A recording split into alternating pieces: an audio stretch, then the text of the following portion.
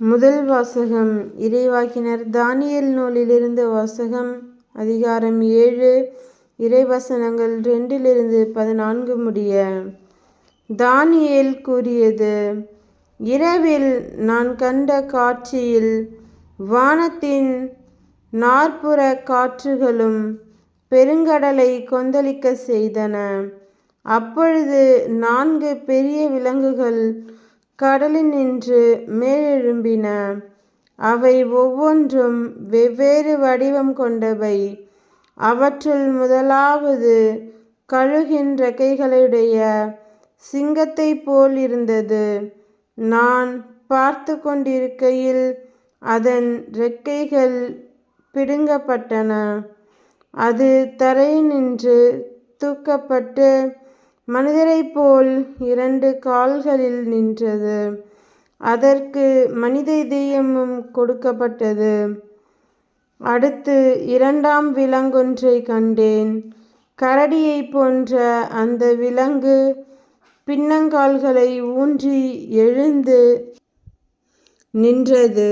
அது 3 விலா எலும்புகளை தன் வாயின் பற்களுக்கு இடையில் கவ்விக் கொண்டிருந்தது. எழுந்திரு, ஏராளமான இறைச்சியை விழுங்கு என்று அதற்கு சொல்லப்பட்டது. இன்னும் நோக்குகையில் வேங்கை போன்ற வேறொரு விலங்கு காணப்பட்டது. அதன் முதுகில் பறவையின் இறக்கைகள் 4 இருந்தன. அந்த விலங்குக்கு 4 தலைகள் இருந்தன. அதற்கு ஆட்சியுரிமை கொடுக்கப்பட்டது.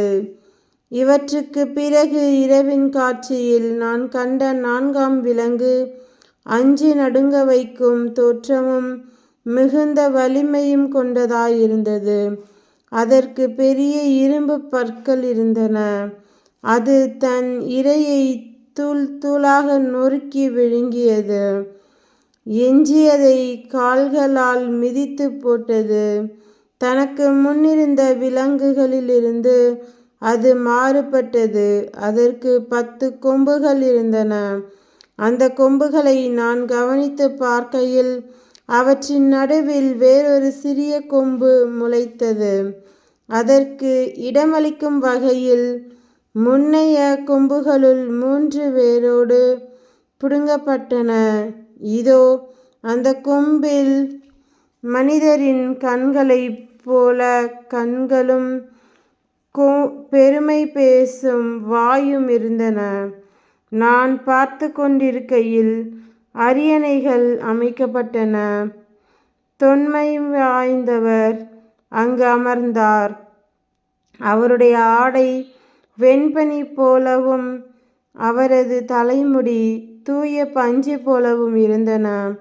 அவருடைய அரியணை தீக்கொழுந்துகளாயும் அதன் சக்கரங்கள் எரிநெருப்பாயும் இருந்தன. அவர் முன்னிலையிலிருந்து நெருப்பாலான ஓடை தோன்றி பாய்ந்தோடி வந்தது. பல்லாயிரம் பேர் அவருக்கு பணிபுரிந்தார்கள்.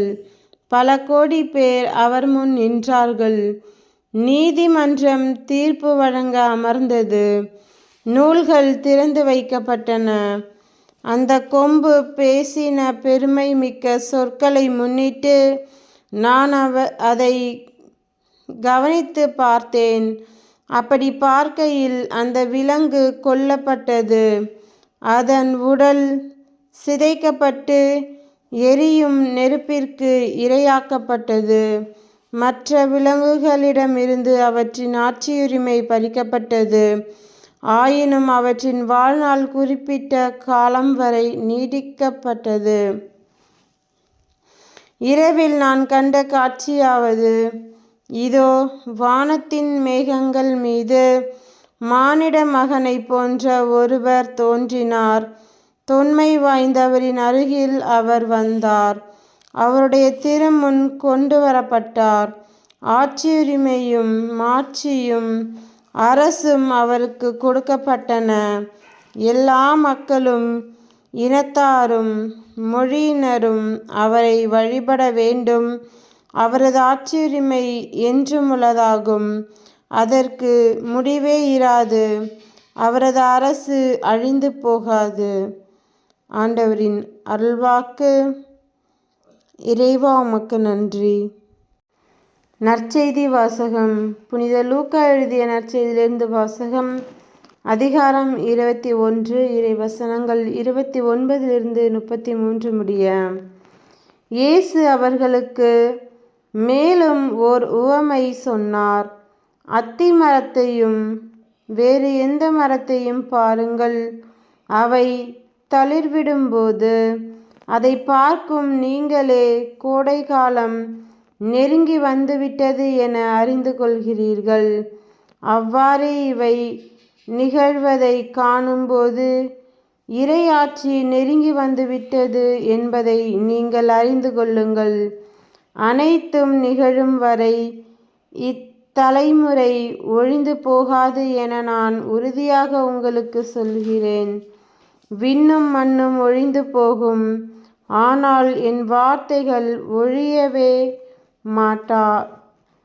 கிறிஸ்துவின் நற்செய்தி. கிறிஸ்துவே உமக்கு புகழ்.